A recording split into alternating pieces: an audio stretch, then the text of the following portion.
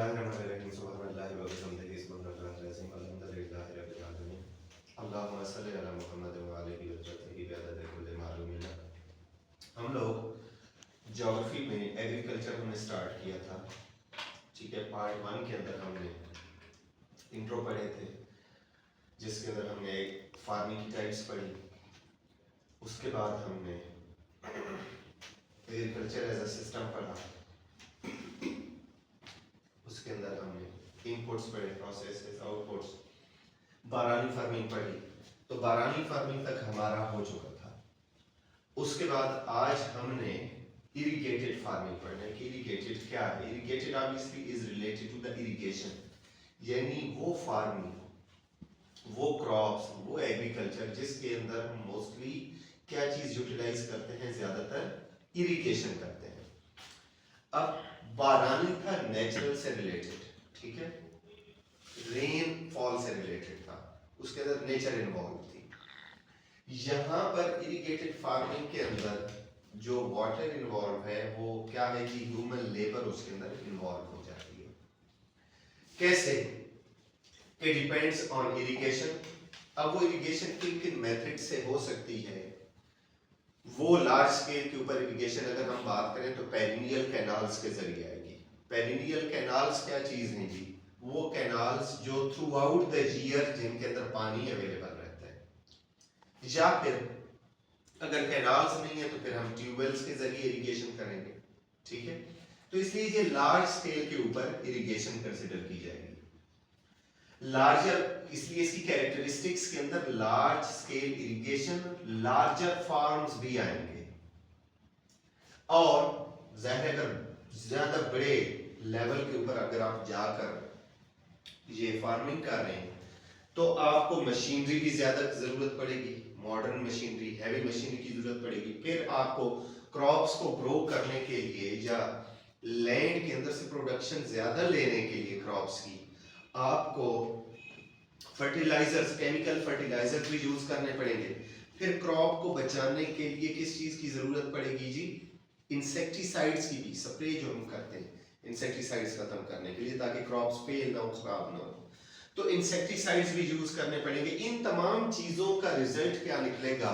इंशाल्लाह production farmer के लिए क्या होती है? ज्यादा होती है, ठीक है। इसका मतलब है कि ये इरिगेटेड फार्मिंग जो है कैश क्रॉप फार्मिंग हो सकती है, large scale farming profit purposes के लिए हो सकती है। अब इसके अंदर high yielding variety seeds use किए जाएंगे, वो सीड्स जो ड्रॉट रेजिस्टेंट होते हैं, जो इंसेक्टिसाइड, जो इंसेक्ट्स के क्या होते हैं जी, रेजिस्टेंट होते हैं, वो अच्छी प्रोडक्शन देते हैं, तो जो मॉडिफाइड होते हैं ना एक तरह के। बिल्कुल। अब इसके अंदर कौन कौन सी वो क्रॉप्स हो सकती हैं? डिफरेंट क्रॉप्स हो सकती हैं। हम दो तीन के नाम ले लेते हैं। वीट हो गई, ठीक है, शुगर केन, कॉटन, राइस, ये सारी किसकी एग्जांपल्स हैं? इरिगेटेड फार्मिंग की या लार्ज स्केल फार्मिंग की एग्जांपल्स हैं। एरियाज, जाहिर है हमें चूंकि पानी की जरूरत है, इरिगेशन की जरूरत है, रिवर्स की, कैनाल्स की जरूरत है, तो ऐसे एरियाज होंगे जहां पर रिवर फ्लो कर रहे हैं ताकि कैनाल्स इजीली या वाटर इरिगेशन इजीली अवेलेबल हो सके। तो इसलिए अपर इंडस प्लेन के एरिया और लोअर इंडस प्लेन के एरियाज इसके अंदर यूज होंगे। पंजाब और सिंध के मुख्तलिफ एरियाज इसके अंदर क्या हो सकते हैं? इरिगेटेड फार्मिंग के लिए बेस्ट हो सकते हैं। ये क्लियर है?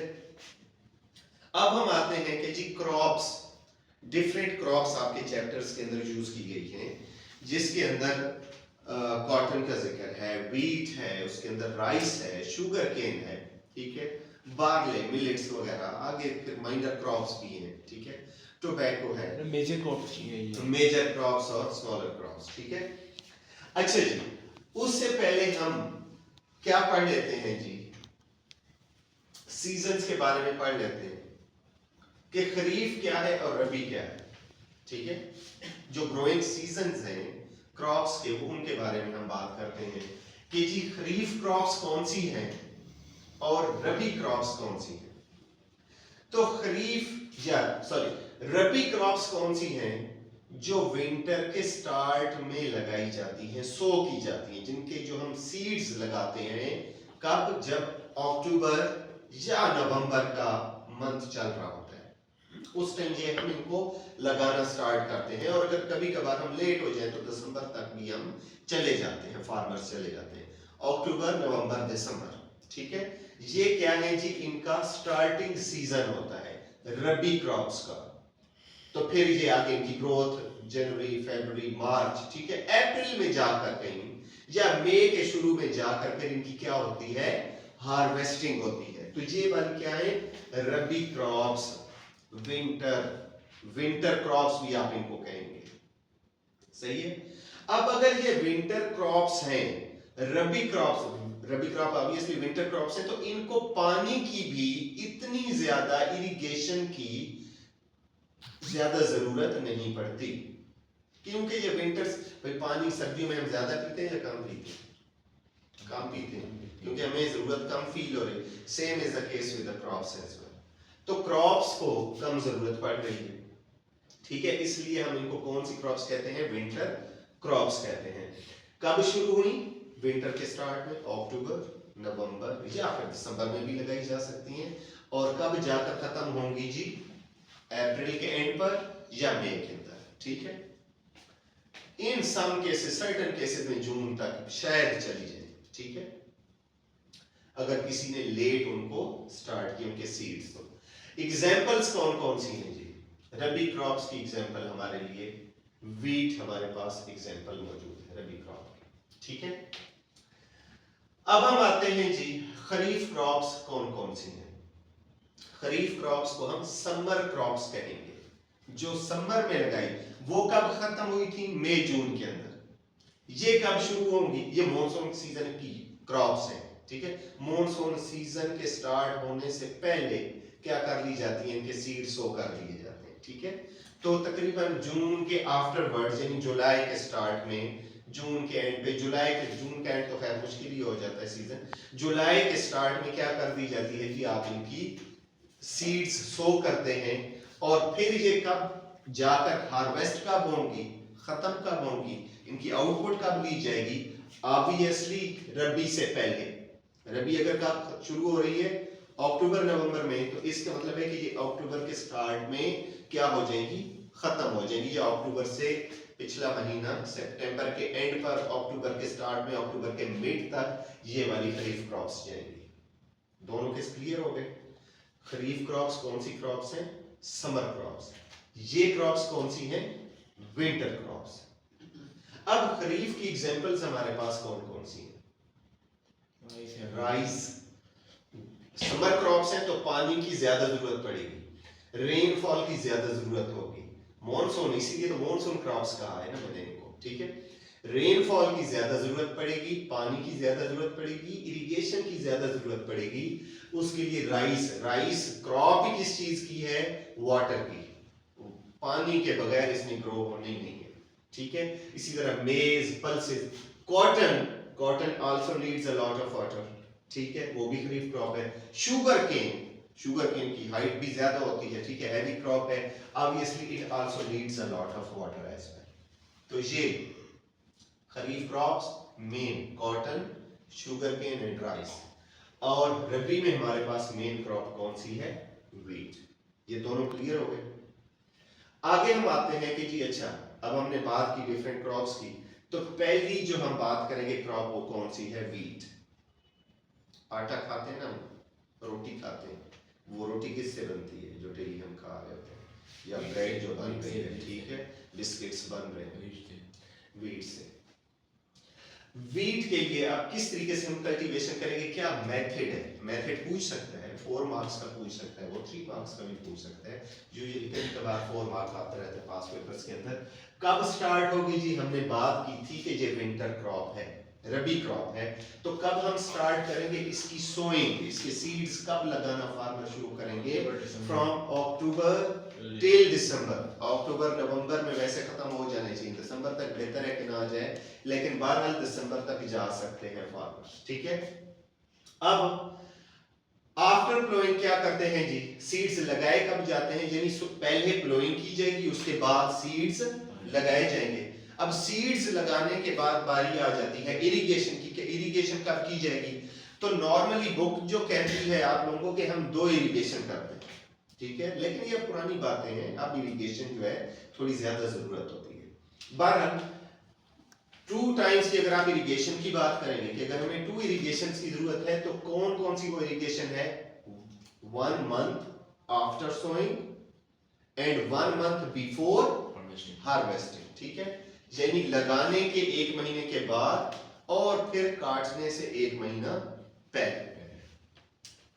फिर इसके बाद अब वीट के ऑलमोस्ट हमने पढ़े भी हैं कि तकरीबन कितने महीनों की है? 4 to 5 months।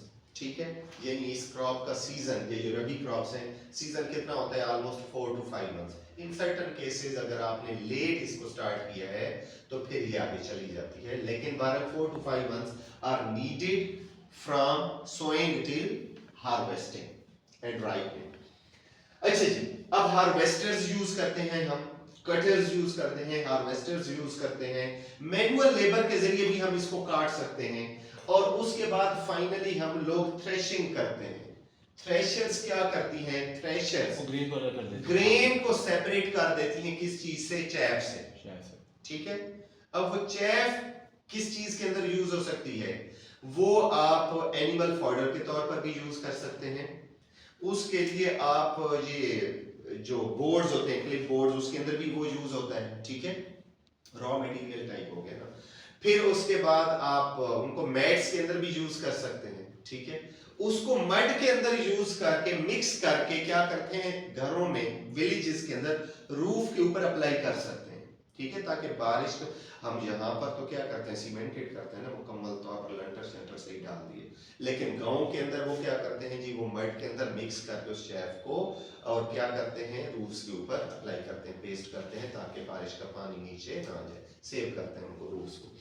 फिर आगे ये वो ग्रेन जो हमारे पास आता है, उस ग्रेन को फिर हम चक्की पे लेके जाते हैं आगे फैक्ट्रीज के अंदर, वो फिर आगे आटा बनता है। ठीक है, वो आगे सारी प्रोसेस आपको पता है, फिर रोजाना ज़ाहिर है हम खा रहे हैं। तो ये ग्रेन को या तो फिर फार्मर क्या करेगा? स्टोर करेगा, क्योंकि उसने अगर फैमिली के लिए यूज करना है थ्रू आउट द ईयर तो वो उसको अपने पास रख लेगा, और अगर उसके पास कोई एक्स्ट्रा है तो फिर वो उसको क्या कर सकता है? मार्केट में आगे सेल आउट भी कर सकता है।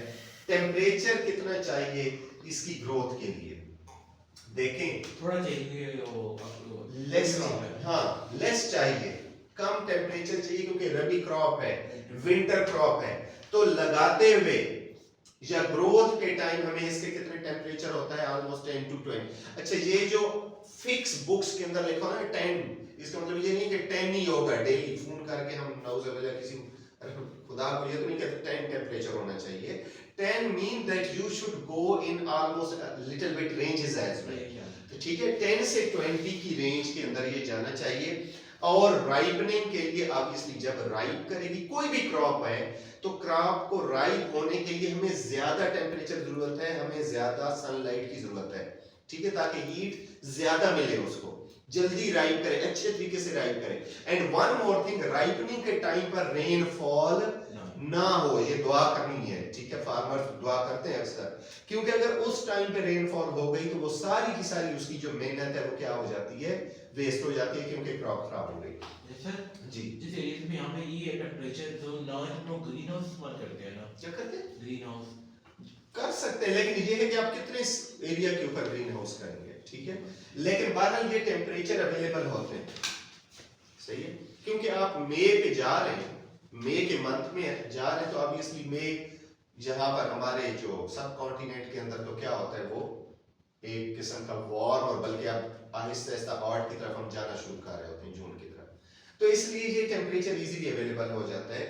मॉडरेट रेनफॉल चाहिए, बहुत ज्यादा रेनफॉल हमें नहीं चाहिए। ठीक है, अगर इरिगेशन हमारे पास मौजूद है तो ठीक है, इरिगेशन नहीं है तो फिर हम क्या करते हैं? रेनफॉल की हमें जरूरत पड़ती है, which is almost 300 to 600 millimetres we can गो।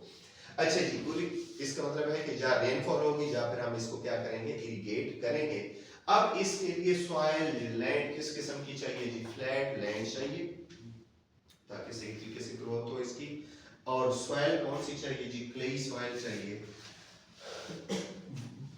ये तो हो गया जनरल इसकी क्या जी? मेथड। अब जो पास्ट पेपर्स के अंदर एक क्वेश्चन ये भी आता है कि वीट को आप बारानी लैंड पे कैसे कल्टीवेट करेंगे। देखिए, सारी चीज हुई होती है, सिर्फ क्या किया जाता है, स्टूडेंट को कंफ्यूज किया जाता है, कैंडिडेट को, बच्चा कंफ्यूज हो जाए, अच्छा यार बारानी लैंड पे क्या होगा, कोई डिफरेंस नहीं है, सिर्फ और सिर्फ रेनफॉल का फर्क आ जाएगा, बाकी और कोई भी बात नहीं होनी इसके अंदर, सारी की सारी चीजें सेम है।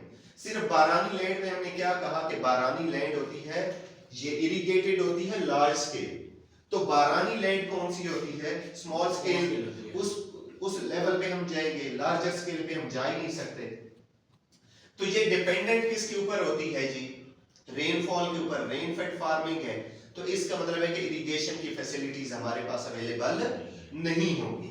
फिर इसके बाद सोइंग कब की जाती है, हमें पता है कि जो वीट है, वीट का सोइंग सीजन क्या था, कौन सा था, अक्टूबर, नवंबर, दिसंबर। तो यहां पर वही बात लिखनी है, हम कोई नई बात नहीं लिखेंगे, चेंज नहीं करेंगे कि सोइंग कब करेंगे हम, अक्टूबर टू दिसंबर। ऑलमोस्ट ये वो मंथ्स होते हैं जो क्या होते हैं, जो आमतौर पर ड्राई होते हैं, ठीक है, रेनफॉल को खास नहीं हो रही होती, अगर वो भी तो बिल्कुल माइल्ड सी रेन होती है, ठीक है। हाँ, जो फ्रॉम जनवरी ऑनवर्ड फिर क्या होता है जी, आमतौर पर हमें रेन्स मिलना शुरू हो जाती है, और खासकर मार्च अप्रैल के अंदर तो फिर थोड़ी सी जरा ज्यादा हो जाती है, क्योंकि वेस्टर्न डिप्रेशन शुरू हो चुका होता है ना, ठीक है।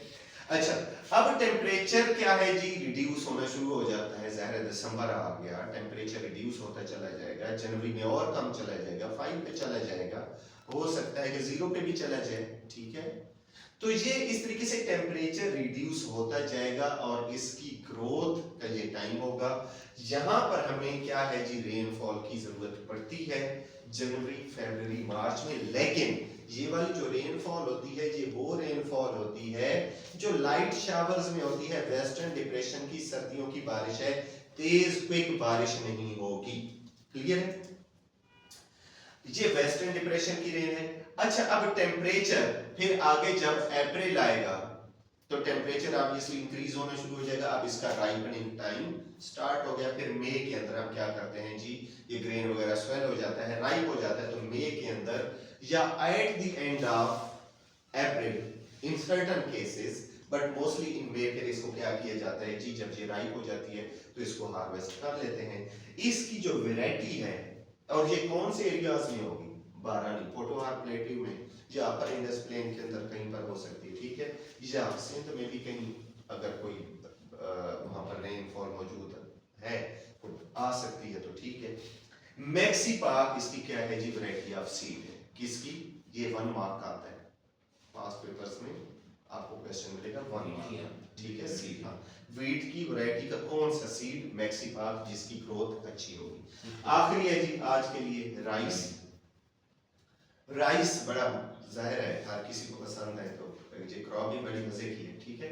तो rice again it can not be grown on a smaller scale, grow तो कर सकते हैं, देखें थोड़ा सा आपके पास फील्ड होगा तो हम स्मॉल स्केल पर ही, वो स्मॉल स्केल ही कहलाएगा, लेकिन आमतौर पर राइस कंसीडर क्या होती है, ये कैश क्रॉप कंसीडर होती है, और ये कमर्शियल फार्मिंग के अंदर आती है, लार्ज स्केल के अंदर आती है, ये पंजाब और सिंध में कॉमनली क्या की जाती है, इसकी ग्रोथ होती है, ठीक है। बलूचिस्तान के अंदर यूजुअली अवेलेबल नहीं होगी, क्यों अवेलेबल नहीं होगी, क्योंकि वहां पर रेनफॉल या वाटर के इश्यूज हैं, इसलिए इसको वहां पर ग्रो नहीं किया जा सकता।